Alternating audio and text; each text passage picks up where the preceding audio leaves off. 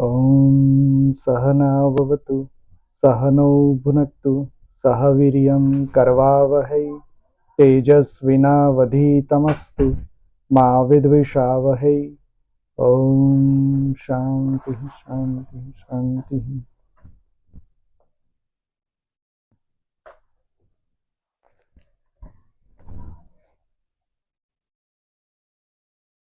In Taittiriya Upanishad, fourth Anuvaka, this Anuvaka or chapter is attributed to health, prosperity, wisdom, fame. So again, this is a contract between Guru and Shishya.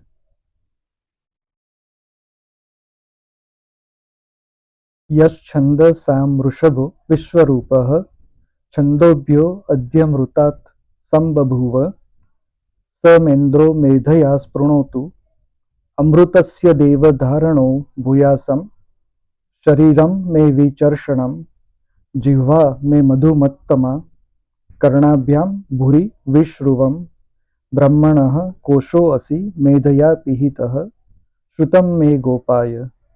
Meaning, may he who assumes all universal forms, who is supreme amongst all Vedas, who is born of the immortal hymns of the Vedas, may that Lord Indra infuse me with wisdom. O Lord, may I possess immortality. May my body be lithe. May my tongue be very sweet. May my hearing be strong. Thou art the sheath of Brahma that is enveloped by wisdom. May thou protect what I have learned. In the modern times, there are many Raksha Stotras or many Kavacha Stotras. Now, the concept basically comes from Rigveda. Rigveda also talks about, basically in the 10th mandala, it talks about Bruhaspati and Indra, the two protectors of the world. Indra protects east direction and middle or center, and Bruhaspati or Jupiter or Guru that protects west, north, and south. So we can see the distinction between from Earth to Sun and from Earth to Jupiter, those two sections in our solar system. So they are protected by Sun, which is the center of everything, meaning our solar system, and Bruhaspati, Jupiter, on the outer world. Similar concept, it is extended here that Indra, who is the center of the universe, who is the God or the Lord of the gods, King of the gods. And in our body, if we look at mind is the controller entity. Mind is the king of our body. So Indra, which is outside in the solar system, is sun. In our body, mind. And in all the natural entities, in all the gods and goddesses, he is the king. So that force, that universal form, may protect all of us, may protect and give us immortality not in terms of body, but mostly in terms of our ideas, our existence, meaning as a person, my progenies, my vansha would continue, my lineage, and that particular lineage or vansh becomes immortal. That is a notion. Or when we leave our body, we don't want to come back. We want to be merged with that immortal or amruta, which is Brahma. We want to be united with Brahma, and that way we want to be immortal. We want to be Amruta Swarup. So in this world, whatever I do, whatever I whatever earn meaning in terms of prosperity, in terms of wealth, or in terms of health, or in terms of knowledge, everything must be protected, because knowledge also, we can feel that many a times ideas are stolen. That is okay. Ideas are stolen, that is okay. But ultimately, uh, the sometimes what happens is we forget whatever knowledge we earn throughout our life. If we don't use that knowledge, especially the knowledge of Brahma, if we don't keep practicing, we kind of move away from or deviate away from the path. So we want to be steady, we want to be steadfast on that path. So that is the notion, that Lord Indra, my mind, or the sun, or King of Gods may protect all these, so that I can continue my journey, and ultimately, when I leave the body and unite with Brahma.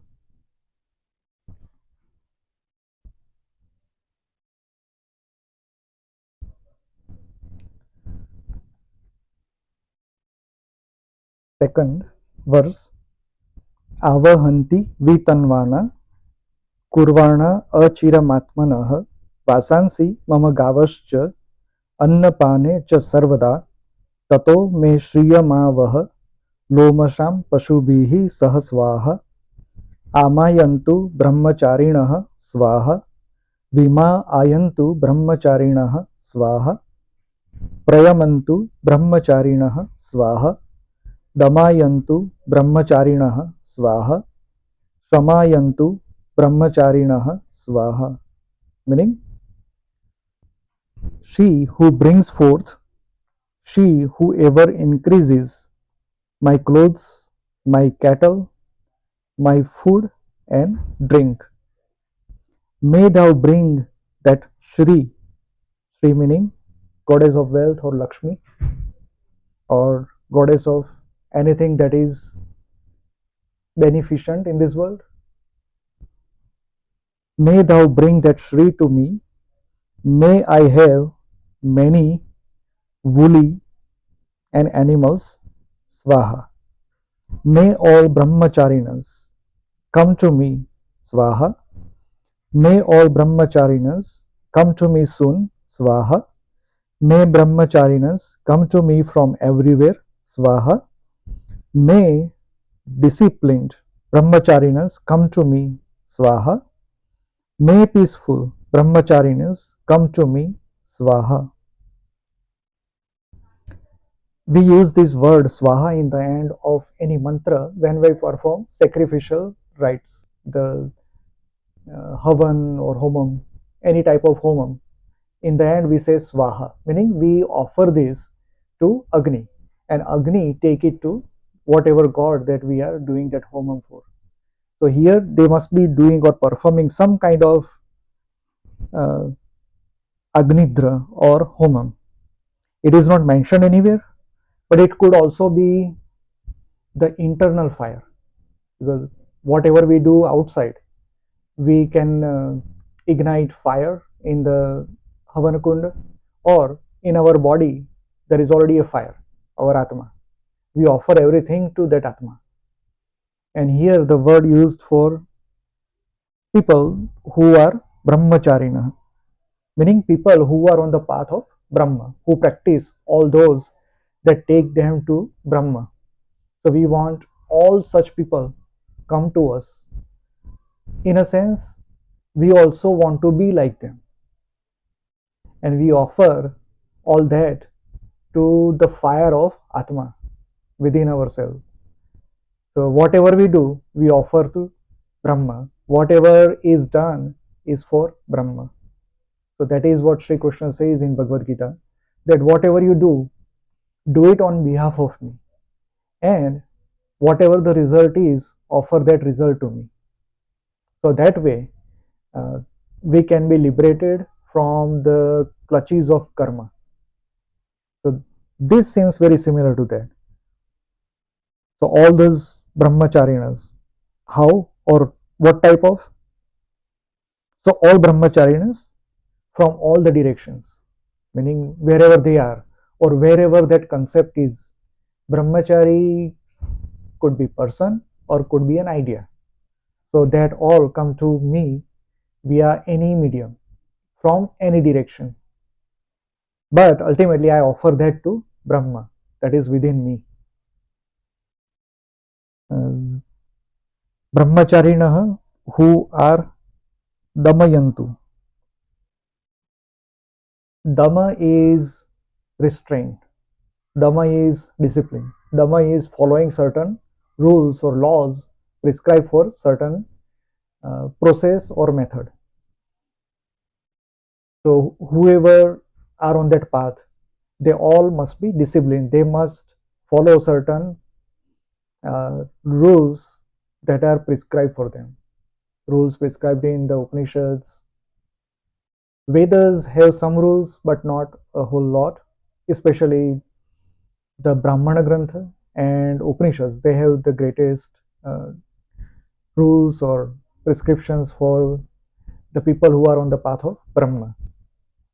So follow those things. And any sadhana we do, just follow the discipline. Because if we don't follow discipline, ultimately we are lost. So those type of brahmacharinas, those types of ideas. And shamayantu brahmacharinas, meaning peaceful.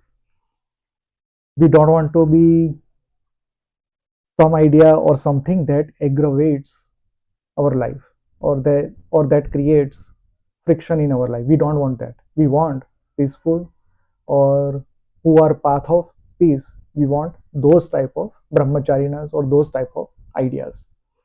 Sometimes some idea may be very radical, but implementing that may create a lot of friction, right? When I say, okay, I ask my son, you have to follow this. When he is very young, he might follow. But once his mind, his ideas, his thought process increases, he might resist. If I ask my neighbors, hey, do this, will they follow? Certainly not.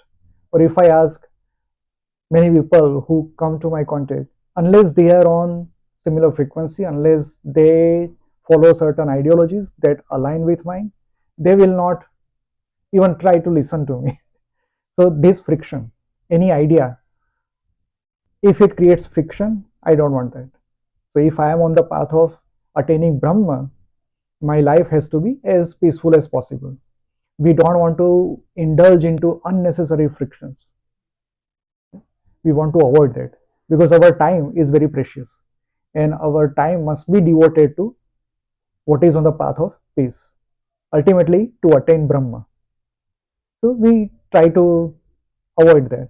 And that is kind of a notion that Rushi is asking here, that brahmacharinas who come to me, but they must be peaceful. They must not create friction so that I lose my path and I am indulging in friction all the times, quarrels or some kind of uh, agitated discussions. I don't want to waste my time into that. That can also be said.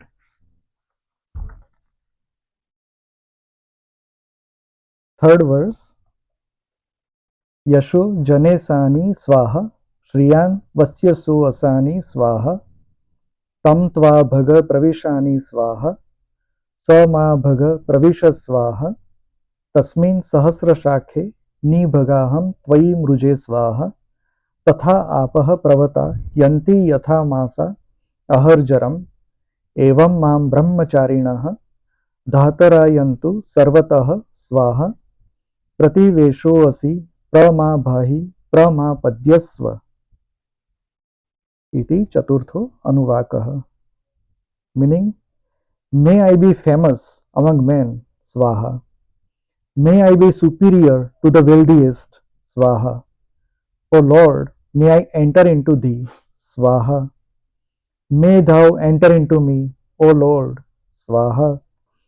O Lord, I cleanse myself in thee, who are like 1,000 tributaries, Swaha.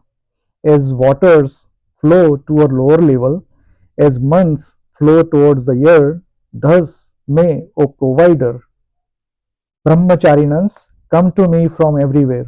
Swaha, thou art my refuge. May thou shine forth on me. May thou absorb me completely unto you. again more offering to the fire within us, because this cannot be the fire that is outside. Because what Rishi is saying, I want to be famous among everyone, but even that fame I am offering to you, Swaha, meaning offer to Brahma. That fame, even though it is attributed to me, but I don't want to carry that with me. I offer to you. It is for you. I want to be the wealthiest person. Even I want to be ahead of Elon Musk. But that wealth, again, it is attributed to me by others. But I don't want that. I offer to you, Swaha, to Brahma, or to whatever form of God we like. And our ultimate goal is to be united with God, united with, be in uh, Brahma. We want to dissolve ourselves and become Brahma. Even that I offer to you. It is not me. Everything is for you. Swaha. Thou enter into me. This is very interesting. I want to be one with God. I want to be one with Brahma. Similarly, Brahma can also enter me. Brahma can also enter my Atma. Brahma can also come within me. It is said that in Bhakti movement or Bhakti Sampradaya, all the modern Sampradayas are attributed to Bhakti. They are on the path of Bhakti, maybe 99%. So, what they say, take any Sampradaya, they say that you do sadhana, you do puja, bhakti, whatever is prescribed by the Sampradaya, because we want to reach God. But in that last step, it's not us. In the last step, God comes to us. So we reach up to the last step, but we don't take the last step. The last step is taken by God. God comes running towards us. And this is a similar notion that even Brahma can enter me, because ultimately it's the Brahma who will decide whether we are worthy of that, whether we are Krupa Patra, whether we have all that takes to be Brahman. So we can whatever we can do, the last step has to be taken by Brahma, not us. But we forget everything when we reach that stage. There is no difference between us and that. I and you. There is no difference. Everything is you, or everything is I. So that last step is taken by Brahma. But that is also Swaha, I offer to you. So whoever is the Brahma, which resides in or within my body.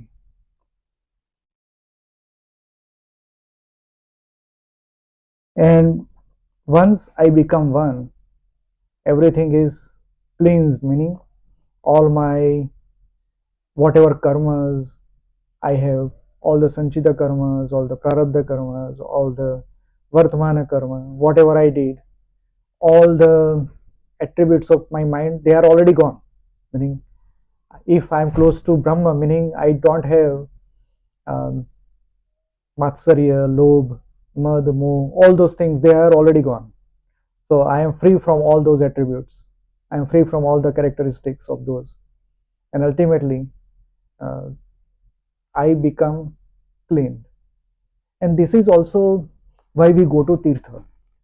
All the Tirthas, take any Tirtha. Usually there is a water body nearby. If you go to Kashi, Varanasi, there is Ganga river. If we go to any place near Narmada, because the goal is to reach Ma Narmada. Similarly, Kaveri or any river we take. So we want to take at least one dip in that river, because the notion is we want to be clean. We want to cleanse ourselves, outer body as well as our inner body or inner mind. We want to be free from all of those. So once I become one with Brahma, that means everything is cleared, everything is falling apart. So there is nothing remaining now that can be mine. Everything is of God. And it's like water, like thousand tributaries. So Brahma is everywhere. Right? We cannot say Brahma is here and Brahma is not there. We cannot say that. Brahma is everywhere. That means Brahma has all the thousands of tributaries. Like a river, when it meets ocean, it creates a lot of tributaries, like delta area. So Brahma also, when Brahma is flowing in, Brahma is everywhere, but we all are individuals. So we are like individual tributaries of Brahma because we are separate because of Maya or whatever we want to call it. But we feel separate. We become separate from Brahma and we are like a tributary of Brahma. But that tributary is in reverse direction. The river, when creates tributaries, it ultimately meets ocean. So we are like those tributaries which are ready to meet ocean, which is Brahma. And that Brahma, I offer everything. And again, brahmacharinas come to me from everywhere. So this is a teacher. It could be teacher, it could be a shishya also. This this prayer seems very much like we all can do. There is no distinction, I don't think so. Because even Guru or any Rishi we take, except Saptarshis, all the Rishis were on the path of sadhana or Brahmas. They were brahmacharinas, but they might not have attained Brahma. So this all is applicable to them also. But this is a very important prayer. Why it is not popular, I am not sure. Putting too much on people. Probably. Yes. Very well, yes. And this is Chaturtha, fourth Anuvaka. Fifth Anuvaka, the sacred sounds. भूर्भुवः सुवरीति वा एतास्तिस्रो व्याह्युतयः तासामूह स्मैतां चतुर्थीं माहचमस्यः प्रवेदयते मह इति तत् ब्रह्म स आत्मा अंगान्यन्या देवताः. Meaning, Bhur, Bhuvah, Swaha are indeed three sacred sounds. We all are aware of this, right? Bhur, Bhuvah, Swaha. Besides this, there is a fourth, which was understood and taught by the son of Rishi Mahachamas. That is Maha, which is Brahma. It is Atma. All other gods are only its limbs. We all know Bhur Bhuvah Swaha, right? Gayatri Mantra or Savitri Mantra. The original mantra starts from Tat Saviturvarenyam in Rigveda. That's how it starts. But we always put Bhur Bhuvah Swaha before it because these are sacred sounds given by Rishi Mahachamas, the fourth one also. And this is mentioned in Yajurveda. So even Mahamrutyunjaya mantra, we all say Om Trambakam Yajamahe. But if you look at extended Mahamrutyunjaya mantra, it starts with Om Hom Jum Swaha Bhur Bhuvah Swaha Trambakam Yajamahe Sugandhim Pushti Vardhanam Urvarukam Iva Bandhanam Mrityor Mukshiya Mamrutat Swaha Bhuva Bhuhu Swaha Jum Hom Om. So prefix and suffix, they are in reverse orders. And so along with Bhur Bhuvah Swaha, we also say these three other syllables or letters. So that this is how a mantra is formed. And again, this is from a tradition. Whichever tradition we follow, There might be different syllables, words, prefixed or suffixed to a particular mantra, and that has different effect, different potential. And this fourth word mentioned here, Maha, I haven't come across any mantra that uses that word Maha. But Maha, according to this fifth Anuvaka, who is given by Maha Chamas, who is the son of Yama. Maha is Brahma, and it is also Atma, and all the gods, they are like limbs of this fourth Vyahyati or sacred sound. Maha, Maha. No, I don't recall any of the mantras with Maha. Sometimes somewhere it was Mahajana Tapa, but that's different. But these are lokas. Mahar Loka, Jana Loka, Tapa Loka. But Maha itself is not used with any mantras. I haven't come across. So maybe this is kind of a secret that nobody knows unless we study Taittiriya Upanishad. Maha. Well, if I come across any, I'll have to search. If I come across any, I'll share.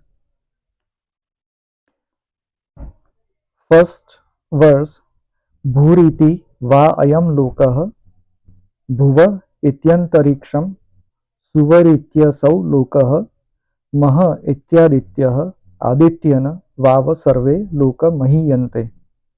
Meaning, Bhu is this world, Bhuva is the sky, Suva is the other world, Maha is the sun. It is by the sun indeed all worlds are rendered glorious. Bhuhu meaning Prithvi, we all know that, our loka. And Bhuvaha, that is sky, the atmosphere above earth. And Swaha, which is other loka, is what is used here, meaning what is beyond our atmosphere, that is Suvaha. So in our solar system, what is the controlling entity, or what is Brahma for us, or what is the Atma of solar system? That is sun. And sun is Maha. And because of sun, everything is brightened, everything is glorious, rendered glorious. Now, a different meaning.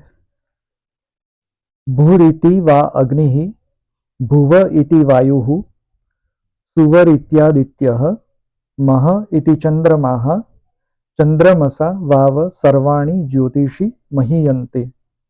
Meaning, Bhuhu is fire, Bhuvaha is air, Suvaha is sun, Maha is moon. It is by the moon indeed that all heavenly lights are rendered glorious. So this is a description of night time. What is happening at night? Because at night, sun is not there to brighten anything. Though we know that moon gets light from sun and that is reflected to us. But per this mantra or shloka, at night time, what is there in our houses, or what is there in this loka? The lights. In old times, there were no electricity, so they had fire, the Garhapatya Agni. So every house, they used to keep a lamp burning 24 hours so that they can use that to light something else. It's because they used to have wooden base Arani Manthan process, and that might take some time. It is little rigorous. So what they do is they always keep something burning, a lamp kept in house 24 by 7. They kept it running. So that Agni is there at night time, and that is Bhuha. Then what is Bhuva? Air. What is above the earth, up to our atmosphere, the whole atmosphere layer, that is Vayu, air. And sun, Suvaha, which is the other loka, which is not visible, but it is there. And for us, at that time, Maha is moon. And moon renders everything glorious, all the objects in the sky. If we look at our body within us, Aditya is Atma and moon, Chandra is mind. So even though outside there is day or night, but we are in this world, and that is kind of considered, we are bound, we are attached, and that is Ratri for the yogis per Bhagavad Gita. This is the Ratri of yogi. Even though we see light and daylight, there is daylight, sun is there, but in terms of yoga, per Bhagavad Gita, this is the Ratri of yogis. That means this is controlled via mind. All of our actions, even though we are talking or listening or we are here, but this is all the play or actions of mind. Because of mind we are here, because of mind I am reading and talking, because of mind you are listening and interpreting, and that mind is represented by moon. So in our body this is Ratri, our mind moon, and fire and air. So fire is everywhere in our body. There is at least Panchagni, our digestive system, that fire is burning all the times. Our thought process, our brain is creating those chemical actions, electrical pulses, so that is fire everywhere. Blood is flowing everywhere, that is through pumping action of our heart, and that heart generates that pumping action because of electrical signals. So fire is everywhere. And there is air, vayu. We take pranavayu within our body, breathe in, and that is flowing everywhere via our lungs. So vayu is everywhere, that is second bhuva, bhurloka. And sun is there. So sun is our Atma. Even though it is hidden, it is always there. So that is other loka for us in our Ratri. Because we don't know whether Atma exists or not. We just assume, we just accept. Because I read this and because I tell you, you accept there is Atma. But we don't have any feeling or experience of Atma yet. So that is other loka for us. So at night, sun is there, but we don't see it. But we see mind, moon, and mind reflects rays of sun. So it is said that mind, the thought process, is literally originating from Atma. Atma gives prerana to mind. How it does that, nobody knows. But the rishis who have experienced Atma, they say this. Or sadhakas, that Atma gives prerana, like uh, some kind of something outside our four dimensions. It is governed by that, and that is giving prerana to our mind, and mind then reflects in thoughts, and that's how moon. Atma is inert, but it is covered with Maya, so it has some actions. So uh, even though it does not do anything, but by its nature, it gives prerana to mind. It has all the sanchita karma, prarabdha karma, and all those. Now, how does it have sanchita karma? Modern science does not know, but at least it knows that there are some quantum particles which can remember all of its previous states. Even though it is in a particular state right now, but it still carries the memory of the previous states. Maybe there is something at that level within our body, outside our Atma, that Maya Sheth is doing something. We don't know.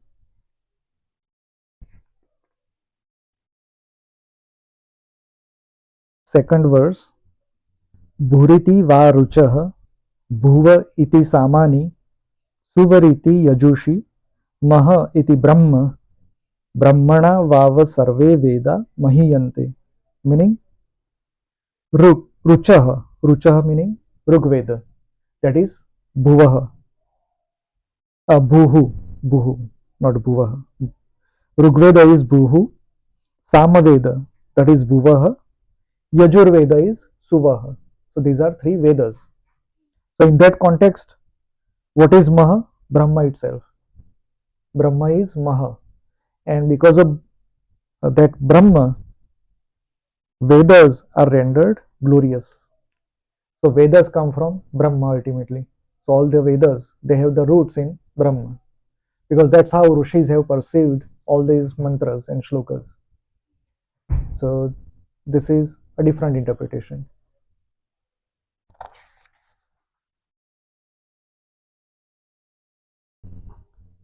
Third verse, Bhuriti vai pranah bhuva ityapanah suvariti vyanah maha ityannam अन्नेन वाव सर्वे प्राण महीयन्ते तावा एताश्चतस्रश्चतुर्ध चतस्रश्च शस्त्रो वाह्युतयः ता यो वेद स वेद ब्रह्म सर्वे अस्मै देवा बलिमावहन्ति. Meaning, Bhuhu is prana, Bhuvah is apana, Suvah is vyana, Maha is food. It is by food indeed that all pranas are rendered glorious. Now, a different interpretation. So, in our body, when we breathe in, that is called prana. So, that is Bhuhu, that holds everything. And then apana, which goes downward, that is Bhuvaha. And third is Vyana. Because of digestion, everything is mixed and flowing throughout the body. Uh, the all the nutrients from food ultimately is carried by blood, and that is flowing in the body, and that's how we become active. So the basis of all is food, anna, in this context, and that's why it is maha. So because of maha, that food, all the pranas are glorious. If we don't take food, maybe in 3-4 days, some people can keep fasting for 8 days, 10 days, even more. But ultimately, if we stop eating food, we can't do anything. Ultimately, we'll be bedridden. So even we might not be able to, let's say somebody is fasting for 10 days and give all the pakwan to him or her, the person will not be able to digest, because even digestion requires energy. So without some energy, won't be able to even digest any food given to that person. So first thing, how we uh, break the fast is liquid. Take lemon water or something like that, or khichdi, very thin, and try to consume that, try to digest at least that, and that will give more energy so that we can digest pakwan, other things. So in this context, anna is maha, in the sense anna is brahma. Elsewhere in other Upanishads, it is also mentioned as brahma. Anno vai brahma. That's the word that is used. So anna is brahma. Without anna, we cannot do anything, because that is our input. Without that input, we cannot function. There are some yogis, because of hatha yoga or some practices over the years, they can live without food, but they live with something else. They take air, they can take sunlight, and they can create energy out of it, but at least they need some input. So in that sense, they consume not solid food or liquid food, but they consume sunlight, or they consume something from the air. So we need food to survive. Without food, we cannot survive. That is given. And this is fifth Anuvaka. Sixth Anuvaka, the immortal Purusha.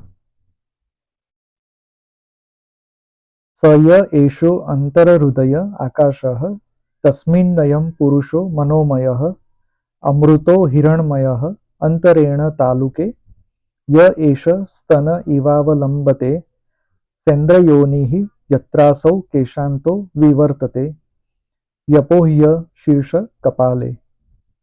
Here, in this vast inner space of heart, resides Purusha, that immortal, golden hued spirit.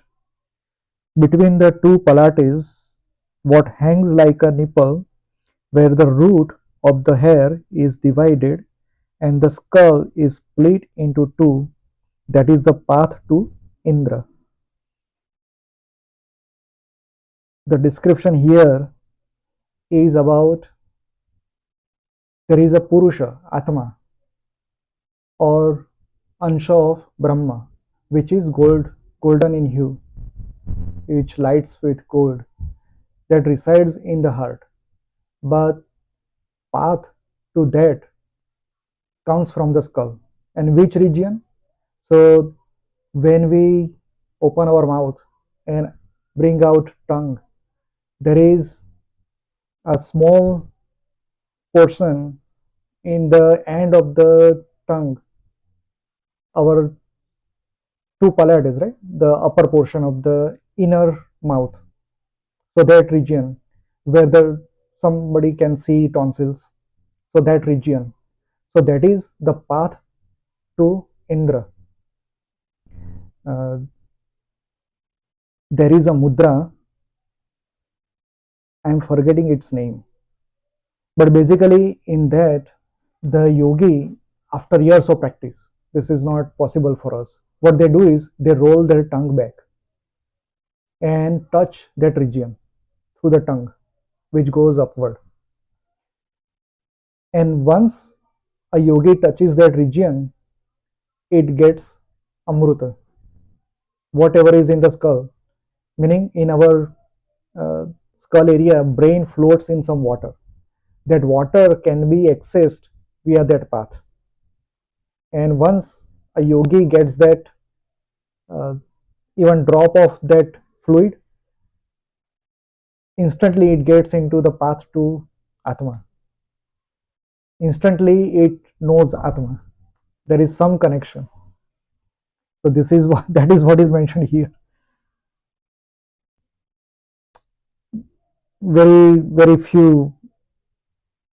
I know at least one person who did that, and he mentioned the whole process and what happens after that. He has written his experiences. It seems fascinating. Even though we have very long, some people might have long tongue, usually females, but it's still not possible to reach that region with that tongue. So what they do is these yogis, they cut the lower part of tongue because it is connected, right? So they cut some portion and then try to reach back. That is also given. It can be done. If you are willing to do that, some surgical procedure or whatever, if the tongue reaches that region, I forgot what is called in English. Uh, if you open mouth, the structure is like this shape, and that middle portion. Not tonsils. Tonsils are two, but in the middle. I don't know what is called, but it just hangs around. Right, right. So behind that, so tongue has to reach behind that and upward. So if it does that, then it gets the fluid of the brain. Uvala. Okay.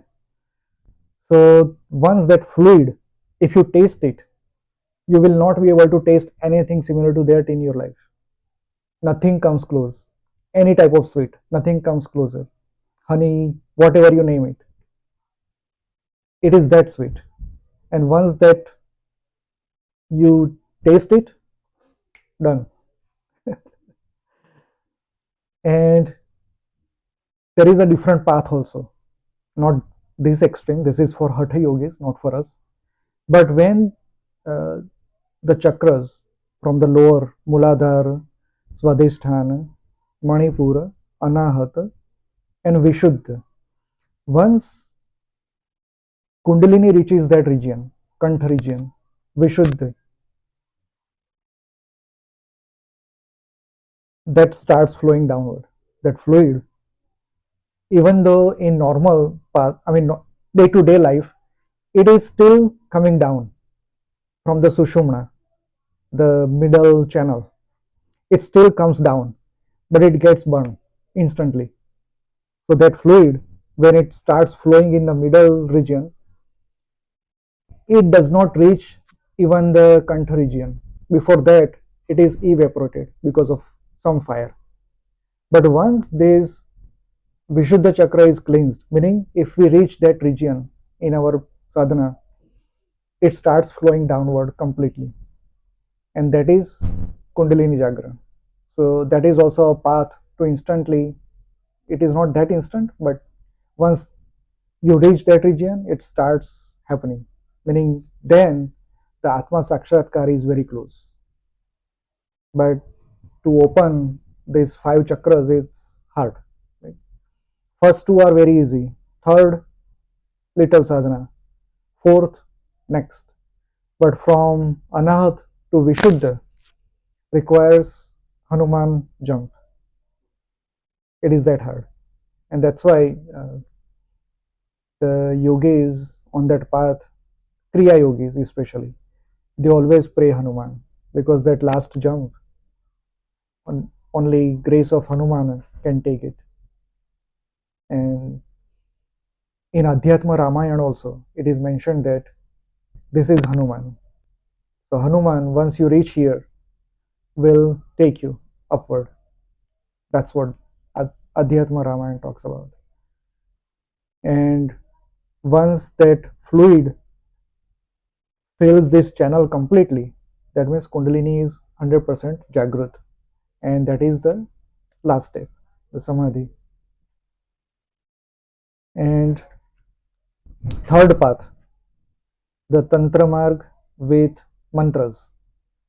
So if you get any mantra from Guru, especially if it is Bij mantra within just Bij mantra or as a suffix or prefix, if it is part of that, just chanting that will create that fluid at least reaching the tongue region, and you can feel, you can taste that it is possible. So that's what is mentioned here in Taittiriya Upanishad.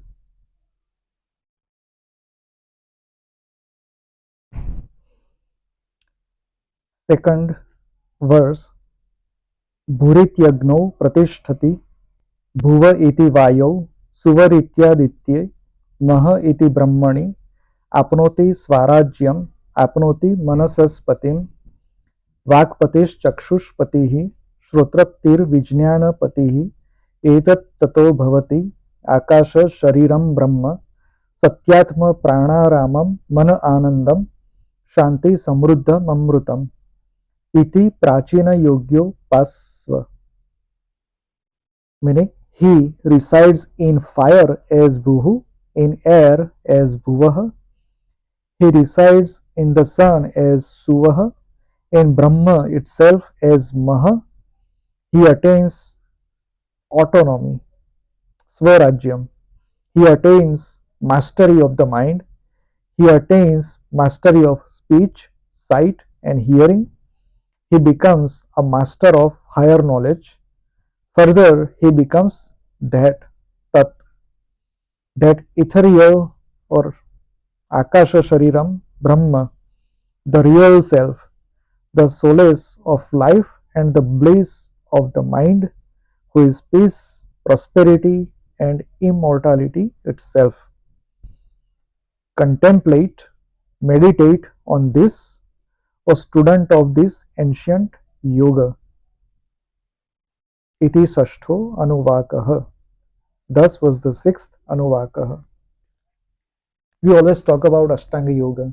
That Ashtanga Yoga was mentioned in Patanjali Rishi's book. But Patanjali Rishi did not invent himself. He also got it from somewhere else. Even Rigveda, many of the mantras clearly mentions some process like this.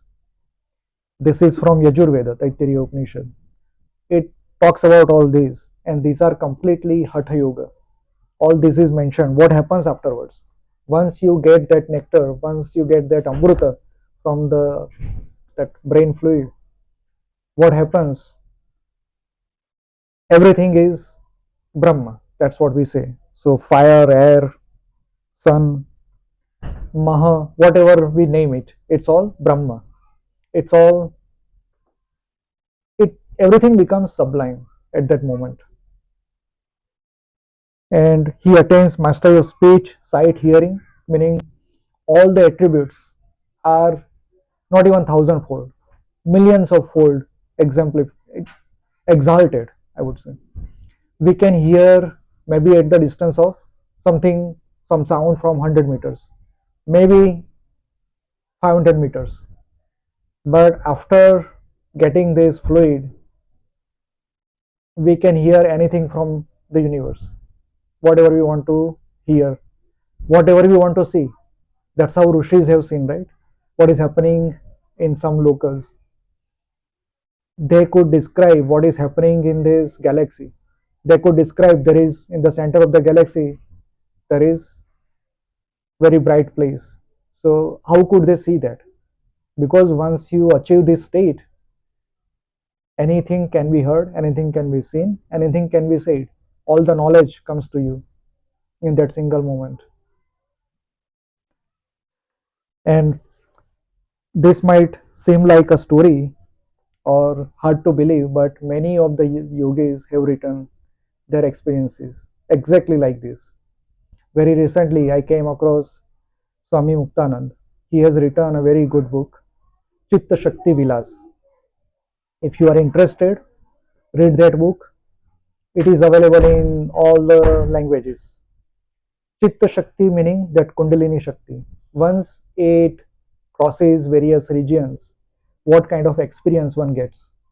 And that ultimate, he described that experience like this, that once he reached that state, the third eye, he could see lights everywhere.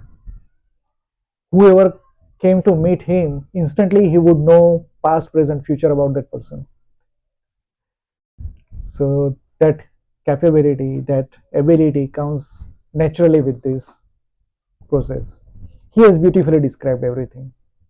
The book is called Chitta Shakti Vilas. And he could give Shakti part to anyone. Just put thumb on third eye. Instantly, people used to get experience. He's not in his body anymore, but his disciple, Guru Chinmay is her name. She does Shaktipat on behalf of in that lineage. So I think she resides in Pune, if I'm not mistaken. Even Sanjay in Mahabharata, right? Divya Drishti. They have, yeah, so he can see, right? Yes. But he, so, as a side project, he asked like, okay, what does the Earth looks like? So he describes, oh, it looks like two rabbit and two leaves. Ah, Two right, people right, leaves. right, right. And if someone Yes. tells you, you will. I mean, if you go look at the globe, right, it looks like two rabbits. Right. Inverted, Upside down, right? Yes. Two people leaves, right? Exactly, The exactly. Americas are like people leaves, and Right. Australia is a smaller rabbit, and Yes. Eurasia is a bigger rabbit. Bigger rabbit, right? Exactly, exactly. I mean, if you read it, you're like, somebody must have tempered it or something. I Yeah, don't know yeah, whether yeah. it's true or not, or whether he can. But he clearly says, I can see from Right. outside what Earth looks like. Yes. And Yes. that's the question.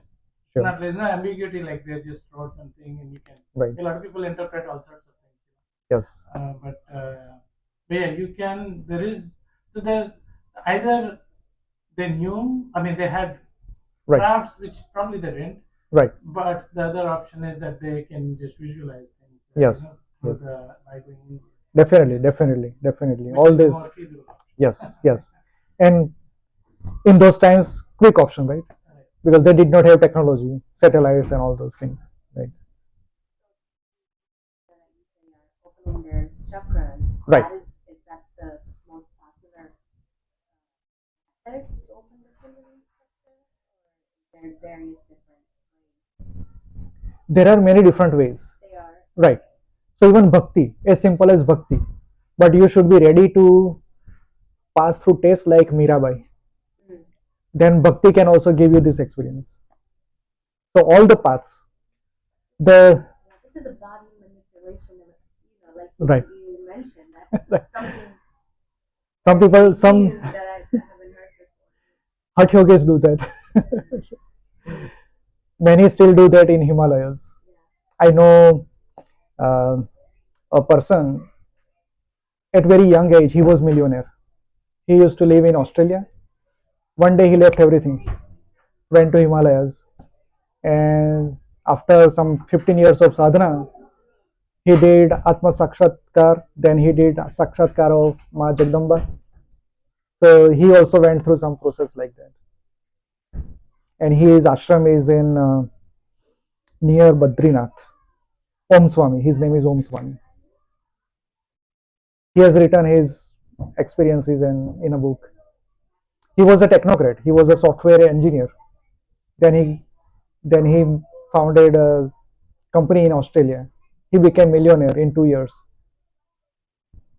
He was very outrageous in life, very aggressive and all that. But one day left everything. And he is very famous, Om Swami, if you search. And then there is a website called Swargarohan, swargarohan.org. So I'll share. And he has put all the experiences, what he went through and what he felt. Some of the things are very, very complex and very involved, not for common people. I think we can end here. Om Purnamada Purnamidam Purnat Purnamudachyate Purnasya Purnamadaya Purnameva Vasishyate. Om Shanti Shanti Shanti.